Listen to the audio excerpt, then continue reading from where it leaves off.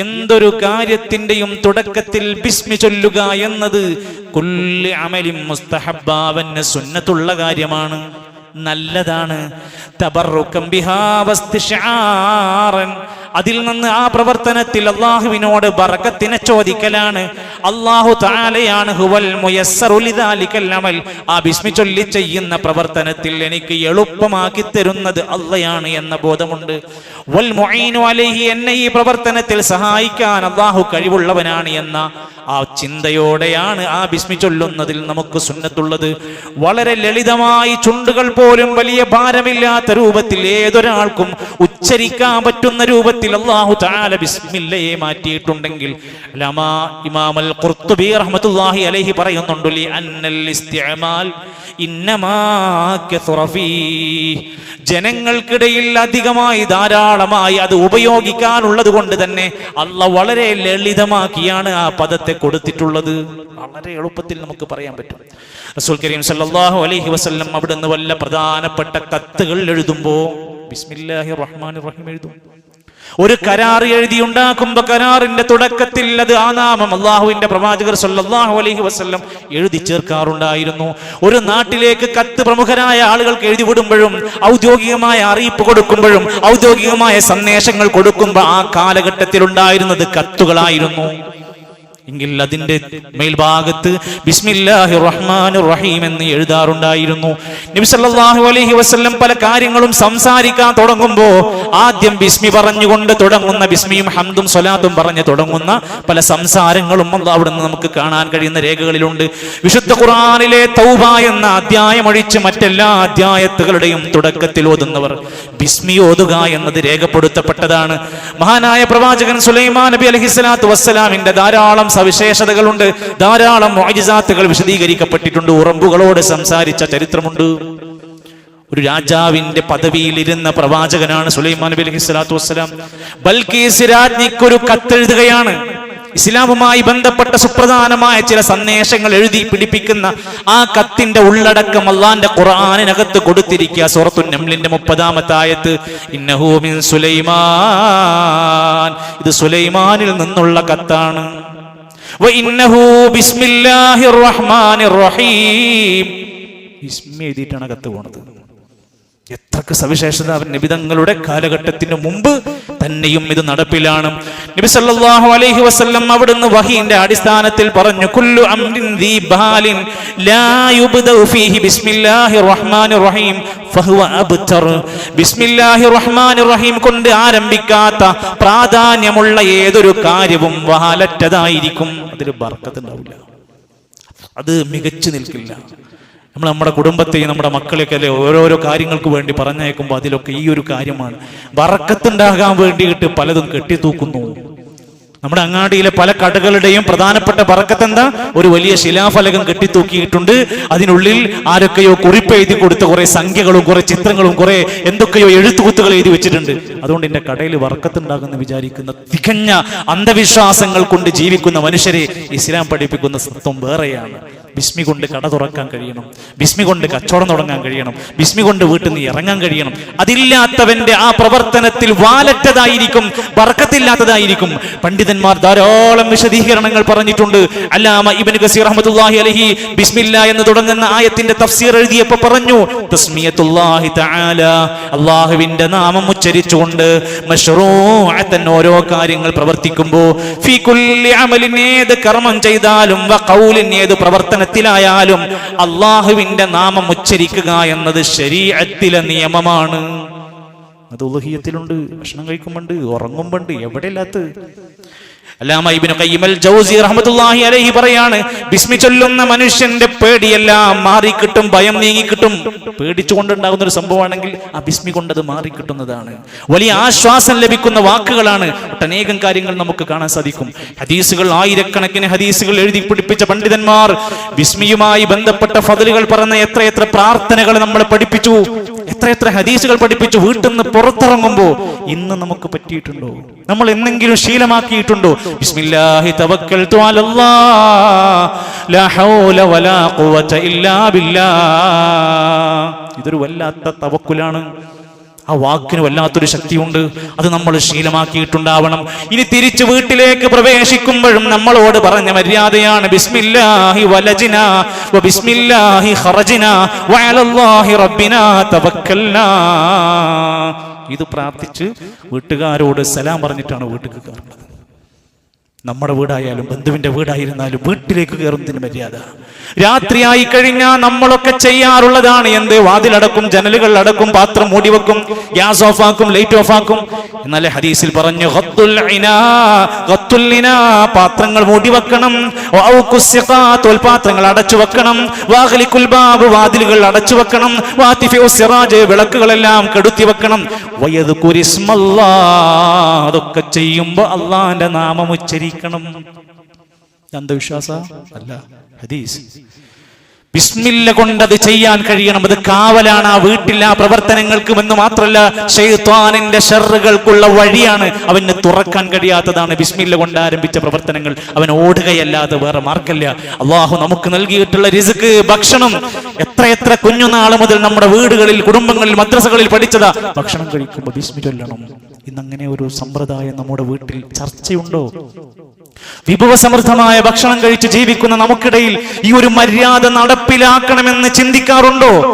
വീട്ടിനകത്ത് എവിടെയായിരുന്നാലും ഭക്ഷണം കഴിക്കുന്നിടത്ത് ഓർമ്മപ്പെടുത്തലുകൾ വേണമെങ്കിൽ ഒന്നുറക്കെ ബിസ്മില്ല പറയുന്നത് പോലും ഒരു ഓർമ്മപ്പെടുത്തലിന് വേണ്ടിയാണെങ്കിൽ തെറ്റില്ലെന്നൊരു മക്കന്മാർ പറയും. അത്ര വരെ അതിന്റെ ആവശ്യകത. ഇദാ അകല അഹദുക്കും, നിങ്ങളിൽ ഒരാൾ ഭക്ഷണം കഴിക്കുകയാണെങ്കിൽ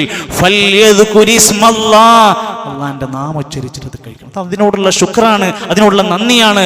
ദാമ്പത്യ ജീവിതത്തിൽ, വിവാഹ ജീവിതത്തിൽ ഇസ്ലാം നമുക്ക് നൽകിയിട്ടുള്ള ആശ്വാസ തീരമാണ് ദാമ്പത്യം. എന്തിനാ വിവാഹം കഴിച്ചത്? മനുഷ്യന്റെ ശരീരത്തിന്റെ, മനസ്സിന്റെ ആവശ്യങ്ങളെ പൂർത്തിയാക്കാനാണ് വിവാഹം.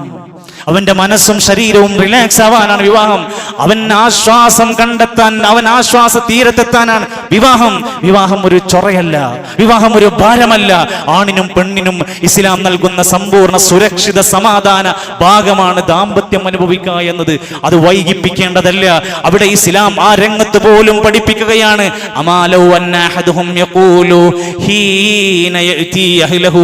ഒരാൾ തന്റെ ഇണയുടെ അടുത്തേക്ക് അവളോടൊപ്പം രാത്രിയിൽ പകലിൽ ശയ്യ പ്രാപിക്കുകയാണെങ്കിൽ, അവളുമായി ശാരീരിക ബന്ധത്തിൽ ഏർപ്പെടുകയാണെങ്കിൽ ബിസ്മില്ല കൊണ്ട് അവൻ ആരംഭിക്കട്ടെ. എന്താ നമ്മളും മൃഗങ്ങളും തമ്മിലുള്ള വ്യത്യാസം എന്ന് പഠിക്കണം. മൃഗങ്ങൾ ഇണചേരുന്നുണ്ട്, നമ്മൾ ഇണചേരുന്നുണ്ട്. എന്താണ് അവർ തമ്മിലുള്ള വ്യത്യാസം? നബി സല്ലല്ലാഹു അലൈഹി വസല്ലം പറഞ്ഞ വാക്കുണ്ട്, നിങ്ങൾ മൃഗങ്ങളെ പോലെ ഇണചേരരുത്. തോന്നുമ്പോ ചാടിക്കയറാനുള്ളതല്ല ദാമ്പത്യം എന്ന് പറയുന്നത്. ശാരീരിക ബന്ധം എന്നൊക്കെ പറഞ്ഞത് ഇത് രണ്ടും മനുഷ്യർ തമ്മിലുള്ള ഒരു പ്രത്യേകമായ അവസ്ഥയുണ്ട്. ഇതങ്ങനെ നിങ്ങൾ മൃഗങ്ങളെ പോലെ രതിയിൽ അനുഭവിക്കാൻ പാടില്ല. ഇതിനൊരു സ്റ്റാർട്ടിങ് ഉണ്ടാവണം, അതിനൊരു മര്യാദകൾ ഉണ്ടാവണം, അതിന് ഇണകൾ തമ്മിലുള്ള പാരസ്പര്യ പൂരകമായ ബന്ധം ഉണ്ടാവണം. നബി സല്ലല്ലാഹു അലൈഹി വസല്ലം പറഞ്ഞു, നിങ്ങളുടെ ഇണയെ 2 ദൂതന്മാരെ പറഞ്ഞേക്കാതെ നിങ്ങൾ അവളിലേക്ക് ചെല്ലരുത്. ഏതാ 2 ആൾക്കാര്? ഒന്ന് സംസാരാണ്. നല്ല മനോഹരമായ നല്ല ഈഴത്തിലെ ഇണയോട് സംസാരിക്കണം. നാട്ടിൽ ഇന്ന് ദാമ്പത്യ ജീവിതത്തിന്റെ വെള്ളിച്ചകളും തൊലാഖിന്റെ ചർച്ചകളും കുടുംബ പ്രശ്നങ്ങളുടെയും അടിത്തറ അവിടുത്തെ മണിയറയിലെ പ്രശ്നങ്ങളാണ്. ഇസ്ലാം പറയാണ് 2 ദൂതന്മാരെ പറഞ്ഞയക്കണം. ഇതൊക്കെ എന്തിനാ നബി തങ്ങൾ പഠിപ്പിച്ചു കൊടുക്കുന്നത്? ഇത് മനുഷ്യന്റെ ജീവിതവുമായി ബന്ധപ്പെട്ടത്. സംസാരം ഉണ്ടാവണം. കുറച്ചു നേരം അവരോടൊപ്പം ഇരുന്ന് സന്തോഷകരമായ കാര്യങ്ങൾ സംസാരിക്കണം. പിന്നീട് 2ാമത്തെ ദൂതനെ പറഞ്ഞയക്കണം. ചുംബനം എന്നാ പഠിപ്പിച്ചത്. ഇതൊക്കെ എന്തിനാ? മറ്റൊരു ഹദീസിൽ കാണാൻ സാധിക്കും, നിങ്ങൾ കോഴികളെ പോലെ ഇണചേരരുത്. പുരുഷന്മാർ പഠിച്ചു വെക്കണം. ആവശ്യം കഴിഞ്ഞ് തൻ്റെതായ കാര്യങ്ങൾ കഴിഞ്ഞ് എഴുന്നേറ്റ് പോകുന്നവനല്ലെന്നും തന്റെ ഇണക്കും ആവശ്യങ്ങളുണ്ട് എന്ന ബോധ്യം ഒരു പുരുഷൻ പഠിക്കണം, ഉണ്ടാകണം. അതോടൊപ്പം തന്നെ ഇസ്ലാം അവരോട് പറയുന്നുണ്ട്, തെറ്റായ യാതൊരു ലൈംഗിക വൈകൃതങ്ങളും ചെയ്യാൻ പാടില്ല. അവൾക്കിഷ്ടായാലും അവൻകിഷ്ടായാലും ഇസ്ലാം അരുതെന്ന് പറഞ്ഞ ചില മേഖലകളുണ്ട്. അത് നമ്മുടെ കൈകളിൽ ഉണ്ടാകാൻ പാടില്ല. എത്ര ആപത്കരമായ അവസ്ഥകളിലേക്കാണ്, പീഡനമായി മാറുകയാണ്. ഇതങ്ങനെ പീഡനമായിട്ടല്ല മാറേണ്ടത്. ഇതൊരു രസകരമായ ആനന്ദമായിട്ടാണ് ഇസ്ലാം പഠിപ്പിച്ചത്. അങ്ങനെ ഒരാളുടെ ദാമ്പത്യത്തിൽ 10-ലേറെ ചുരുങ്ങിയ സന്ദേശങ്ങളെങ്കിലും നമുക്ക് ഹദീസ് വായിച്ചാൽ കാണാൻ സാധിക്കും മര്യാദകൾ. അങ്ങനെ പാലിച്ചുകൊണ്ട് ചെയ്യുമ്പോഴും ബിസ്മില്ല കൊണ്ട് ആരംഭിക്കുകയാണെങ്കിൽ അവനിൽ ജനിക്കുന്ന സന്താനത്തിന് ശയാത്തീനുകളുടെ ശർറിൽ നിന്ന് സുരക്ഷിതത്വമുണ്ടെന്നത് നമ്മുടെ ആരുടെയും വാക്കല്ല, ഹദീസാണ്. റസൂലുള്ളാഹി സ്വല്ലല്ലാഹു അലൈഹി വസല്ലം പറഞ്ഞു, ഒരു പുരുഷൻ, ഒരു മനുഷ്യൻ അയാൾ ഒരു ടോയ്ലറ്റിലേക്ക് കയറുമ്പോൾ സ്വാഭാവികമായും അയാളുടെ ഔറത്തുകൾ തുറന്നു നോക്കുന്ന സമയമാണ്. നമ്മുടെ ടോയ്ലറ്റുകൾ, നമ്മുടെ ശൗചാലയങ്ങൾ, പള്ളികളിൽ, വീടുകളിൽ, അങ്ങാടികളിൽ പ്രിയപ്പെട്ടവരെ മറ്റൊരാളെ ഔറത്ത് കാണുന്ന സാഹചര്യം ഉണ്ടാക്കരുത്.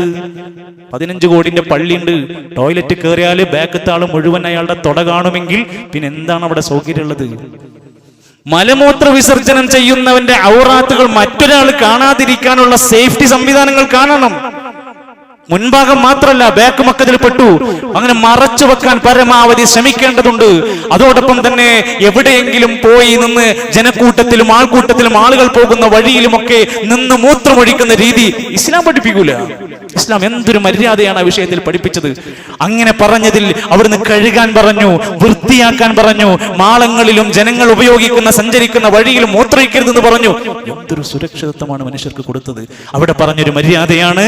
അവിടെ ഒരു മനുഷ്യൻ തന്റെ ഔറത്തുകൾ കാണിക്കുമ്പോൾ ജിന്നുകൾ പോലും അത്തരം രംഗങ്ങൾ ഒളിഞ്ഞു നോക്കാൻ സാധ്യതയുണ്ട്. അതിന്ന് ഒരാൾ എപ്പോഴാ രക്ഷപ്പെടുന്നത്? ബിസ്മില്ലാ എന്ന് പറഞ്ഞ് ടോയ്ലറ്റ് കയറുന്നതിന്റെ മുമ്പ്, അകത്ത് കയറിയ പിന്നെ പറയാൻ പറ്റൂല, കയറുന്നതിന്റെ മുമ്പ് ബിസ്മില്ല പറഞ്ഞ് അല്ലാഹുമ്മ ഇന്നി അഊദു ബിക മിനൽ ഖുബുസി വൽ ഖബായിസ് പറഞ്ഞാൽ അവിടെ പിന്നെ മറ്റൊരു ഔറാത്തുകൾക്ക് അവർക്ക് പോലും കാണാൻ കഴിയില്ല എന്ന. രാവിലെയും വൈകുന്നേരവും എത്രയെത്ര പ്രാർത്ഥനകളുണ്ട്. മനുഷ്യന്റെ പെട്ടെന്നുള്ള വിപത്തുകളിൽ നിന്ന് കാവൽ ചോദിച്ചുള്ള പ്രാർത്ഥന.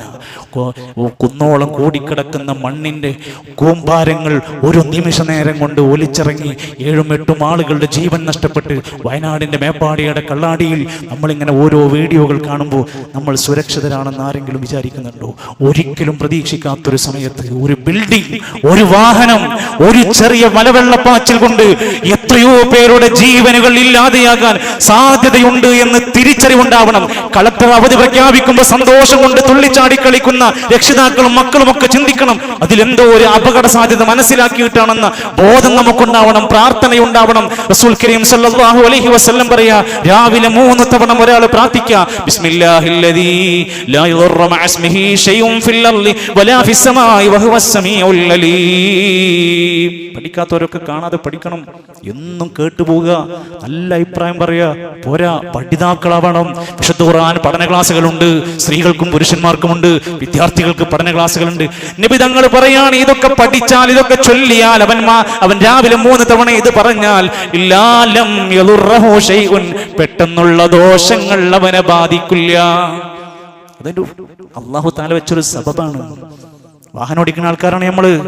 പലതരം വാഹനമുണ്ട് നമ്മുടെ കയ്യില്. ഏത് വാഹനത്തിന്റെയും ബേസിക് മര്യാദയാണ് ബിസ്മില്ലാ. കേറുമ്പോ ബിസ്മില്ലാ, അൽഹംദുലില്ലാ, അല്ലെ? ബിസ്മില്ലാ വൽഹംദുലില്ലാ. എന്നിട്ട് 3 തവണ അല്ലാഹു അക്ബർ, അല്ലാഹു അക്ബർ, അല്ലാഹു അക്ബർ എന്ന് പറഞ്ഞിട്ട് വണ്ടി സ്റ്റാർട്ട് ചെയ്യാം. യാത്ര എവിടെയായിരിക്കും, എങ്ങോട്ടെത്തും, എങ്ങനെ അവസാനിക്കുന്നു പറയാത്ത നമുക്കുള്ളതാണ് ആ സൂചന. പടച്ച റബ്ബിന്റെ നാമം ഉച്ചരിച്ച് തുടങ്ങുക. രാത്രിയിൽ വുദു ഉണ്ടാക്കി കിടന്നുറങ്ങുന്ന സമയത്ത് എന്തൊക്കെയോ കേട്ട് അവസാനത്തെ ഫുട്ബോളിന്റെ കമന്റുകളും പറഞ്ഞ് ഗ്രൂപ്പിലുള്ളവരോടൊക്കെ തമാശകൾ ആർത്തുല്ലസിച്ച് തിരിച്ച് തമാശ പറഞ്ഞ് കൂർക്കം വലിച്ച് കിടങ്ങണോ എന്നിറങ്ങുന്ന മനുഷ്യന്മാരെ ബിസ്മിക്കല്ലാഹുമ്മ അമൂതു വഅഹ്യാ എന്ന പ്രാർത്ഥന, അല്ലാഹുവിന്റെ നാമം ഉച്ചരിച്ച് ഞാൻ മരിക്കുന്നു, ജീവിക്കുന്നു, മര്യാദയാണ്. ബിസ്മി എന്നുള്ളത് പറയാൻ ഒട്ടനേകം സന്ദർഭങ്ങൾ വുളൂഇന്റെ ഘട്ടത്തിലില്ലേ, കുളിക്കുമ്പോഴില്ലേ, ഇതൊക്കെ നമുക്കുള്ളതാണ്. ഓരോരുത്തരും അത് പഠിച്ച്, അല്ലെങ്കിൽ അതിന്റെ ശരിക്കുള്ള രൂപങ്ങളും അതിൽ നിന്ന് നമുക്ക് കിട്ടുന്ന സുന്നത്തുകളും ഒക്കെ ഉൾക്കൊള്ളാൻ വേണ്ടി കഴിയേണ്ടവരാണ് നമ്മൾ. വിശുദ്ധ ഖുർആനിന്റെ ആ ഒരു ആയത്ത് ശരിക്കും ഉലമാക്കന്മാര് പറയാറുണ്ട്, അള്ളാഹുവിന്റെ ഖുർആൻ പാരായണം ചെയ്യുമ്പോൾ ബിസ്മി മുഴുവനായിട്ട് ഓതണം.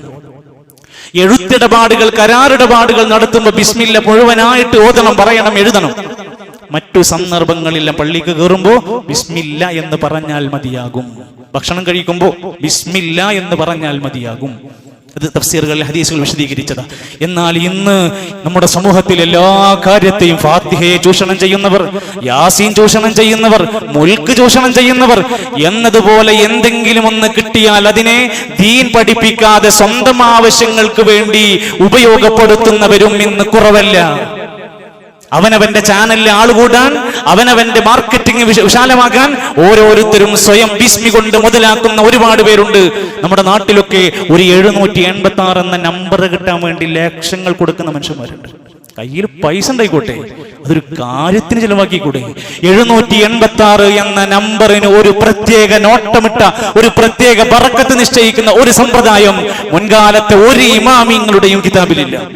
നമ്മൾ ഉണ്ടാക്കിയത്, ആ നമ്പർ നമ്മൾ ഉണ്ടാക്കിയ നമ്പർ. ഇസ്ലാമിൽ പദങ്ങളാണ് ബിസ്മിക്ക് നമ്പർ പറഞ്ഞിട്ടില്ല. അത് പഠിക്കുക. അത് കടയിലായാലും എവിടെയായാലും ആ നമ്പർ കെട്ടിത്തൂക്കിയാൽ ബിസ്മിക്ക് പകരമായി എന്ന തോന്നലേ നമുക്കുണ്ടാകാൻ പാടില്ല. വേറെ ചില ആളുകൾ പറയും, മരിച്ച ആളുകൾക്ക് വേണ്ടി നമ്മൾ എന്തെങ്കിലും ചെയ്യണ്ടേ, അതുകൊണ്ട് എല്ലാവരും കൂടി അവിടെ ചെന്നുകൊണ്ട് മരിച്ചയാൾക്ക് വേണ്ടി 10,000 ബിസ്മി ചൊല്ലിയിട്ട് ഹദിയ ചെയ്യുക. നിങ്ങളൊന്ന് ആലോചിച്ച് നോക്കി. മരിച്ച വ്യക്തിക്ക് വേണ്ടി ബിസ്മില്ലാഹിർ റഹ്മാനിർ റഹീം 10,000 തവണ എല്ലാവരും കൂടി ചൊല്ലിക്കൊടുക്കുകയാണ് അദ്ദേഹത്തിന് കൂലി കിട്ടാൻ. നമ്മളൊരു കാര്യം ചെയ്യുമ്പോൾ അതിന്റെ അടിസ്ഥാനം നോക്കേണ്ടത്, ഇങ്ങനെയൊക്കെ സ്വഹാബമാർക്ക് നബിതങ്ങൾ വഹി കിട്ടിയ കാലഘട്ടത്തിൽ ഈ ആയത്തിന്റെ പശ്ചാത്തലത്തിൽ ഇങ്ങനെ ചെയ്തു വല്ല മാതൃകയും നമുക്കുണ്ടോ? ഇല്ലെങ്കിൽ അത് ബിദ്അത്താണ്. വേറെ ചില മനുഷ്യന്മാർ എന്തെങ്കിലും ഒരു പ്രയാസം, മാനസിക വിഭ്രാന്തി, ഒരു പേടി, ഒരു ഉറക്കല്ലായ്മ, വിഷമം വന്നാൽ അവരുടെ കയ്യിലേക്ക് എത്തിയാൽ അവർ നേരെ എന്തെങ്കിലും തകിട് എഴുതി കൊടുക്കും. ഉള്ളിൽ ഒരു ബിസ്മി ഉണ്ടാകും, പുറത്തൊരു 786 ഉണ്ടാവും. ഈ സാധു ഇത് കൊണ്ടുപോയി കുഴിച്ചിടും. ചിലത് കഴിക്കാൻ പറയും, ചിലത് കുടിക്കാൻ പറയും. ഈ നിലക്ക് ബിസ്മിയെ ദുരുപയോഗം ചെയ്യുന്ന തെറ്റായ പ്രവർത്തനങ്ങൾ ഉണ്ടെങ്കിൽ അവർ അതിൽ നിന്ന് തിരിഞ്ഞു നടക്കേണ്ടതുണ്ട്. പാടില്ലാത്ത ഗൗരവമായ ബിദ്അത്തിന്റെ കൂട്ടത്തിൽ ഉലമാക്കന്മാർ എണ്ണി പറഞ്ഞത്. അതോടൊപ്പം വിശുദ്ധ ഖുർആനിൽ സൂറത്ത് തൗബയുടെ ആയത്തുകൾ, ഒന്നാമത്തെ ആയത്ത് തുടങ്ങുമ്പോൾ സാധാരണ സൂറത്തുകൾക്കില്ലാത്ത പോലെ തന്നെ ഇതിനെ ബിസ്മി ഓതേണ്ടതില്ല, മറ്റു സൂറത്തുകൾക്കൊക്കെ ബിസ്മി ഓതേണ്ടതുണ്ട് എന്ന് തിരിഞ്ഞ് മനസ്സിലാക്കാൻ ശ്രദ്ധിക്കുക. അതോടൊപ്പം ബിസ്മി ഇത്രയും മഹത്തരമാണ് എങ്കിലും അത് ഇന്ന സ്ഥലത്ത് ഇത്ര തവണ ഇന്ന കാര്യത്തിന് ചൊല്ലുക എന്ന് പറയാൻ നമുക്ക് രേഖ വേണം, പ്രമാണം വേണം. എന്നാൽ നാട്ടിലെ ചാനലുകളും മുസ്ലിയാക്കന്മാരും നേതാക്കന്മാരും അണികളോട് പറഞ്ഞു കൊടുത്തുകൊണ്ടിരിക്കുക, 12,000 തവണ ഒരു വ്യക്തി ഇരുന്ന് ബിസ്മി ചൊല്ലിയാൽ അയാളുടെ എല്ലാ വിഷമങ്ങളും മാറും. 12,000 തവണ ഒരു വ്യക്തി ഇരുന്ന് ബിസ്മി ചൊല്ലണമെങ്കിൽ അയാൾക്ക് ഇനി ഇതിനേക്കാൾ വലിയ വിഷമം എന്താ ഇനി വരാനുള്ളത്? കാരണം അയാൾ മറ്റെല്ലാ വിഷമവും മറക്കും ഇത് കഴിയുമ്പോഴത്തേക്ക്.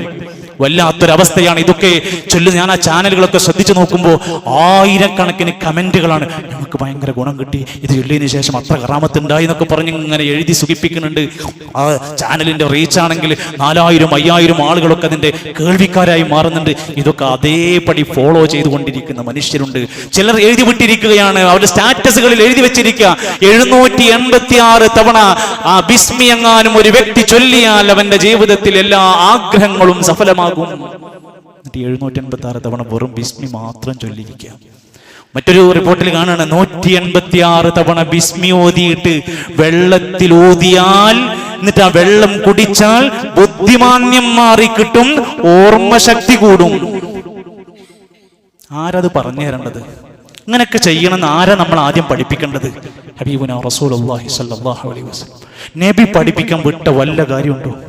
നബി ഇസ്ലാമിന്റെ ഏതെങ്കിലും ഒരു കാര്യം നമ്മൾ പഠിപ്പിക്കാതെ പോയിട്ടുണ്ടോ? അവിടെയില്ലാത്തത് ഇവിടെ നമുക്കും എണ്ണം പറയാൻ, സമയം പറയാൻ, പോരിശ പറയാൻ അർഹതയില്ല. നമ്മളാരും മതമുണ്ടാക്കുന്നവരല്ല. ഇതാണ് മനസ്സിലാക്കേണ്ടത്.